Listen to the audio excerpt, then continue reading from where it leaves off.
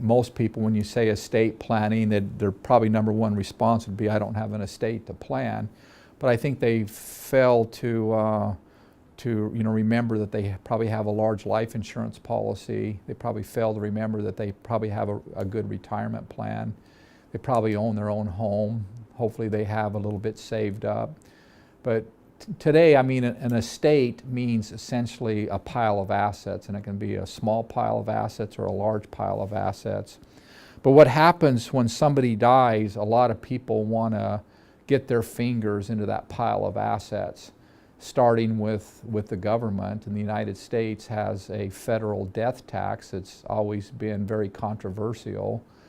It was almost repealed under George W. Bush, but it's alive and well today. And that federal estate tax is a 40% tax on anything over a net worth of $5 million, essentially.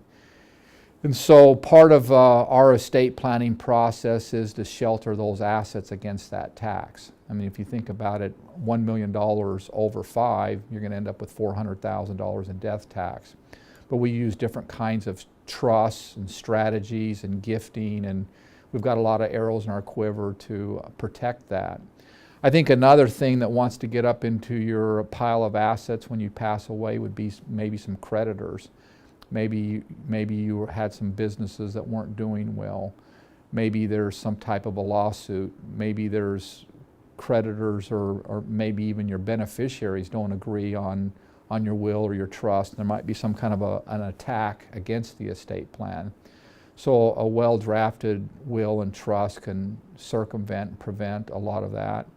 I think most of the litigation you see in this area has to do with people that do their own documents, maybe online.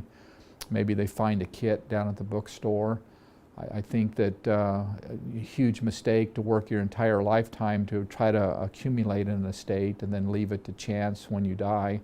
So we try to prevent a lot of that from happening. And then I think a lot of it is just making sure the client's wishes are followed. I mean, clients are very concerned about how the kids are going to spend the money. And there's a lot of talk today that maybe trusts can ruin families, and we've seen large wealth. We've heard of a concept called trust fund babies, where people get a large inheritance and it's not structured, and over a very short period of time they blow it. So with a well-drafted estate plan, we can set up trusts where the money will be protected. Maybe it's dished out in increments over a lifetime instead of a lump sum. Maybe we can put a trustee in there that's a wise investment advisor that can help them with their investment choices. And I think estate planning, I think there needs to be a lot of thought about who should be the trustee and who should oversee these assets. But I think if you kind of put all that in a bag of tricks, when you draft these wills and trusts, that's what you're trying to achieve. You're trying to eliminate some of these fingers that want to get into the assets. You want to make sure they pass orderly without government involvement. A lot of people are concerned about probate and court costs and delays, and I think if you look at the statistics, most estates go through maybe 20–30% loss just in probate fees, attorney's fees, taxes, all these things we can help protect in estate planning.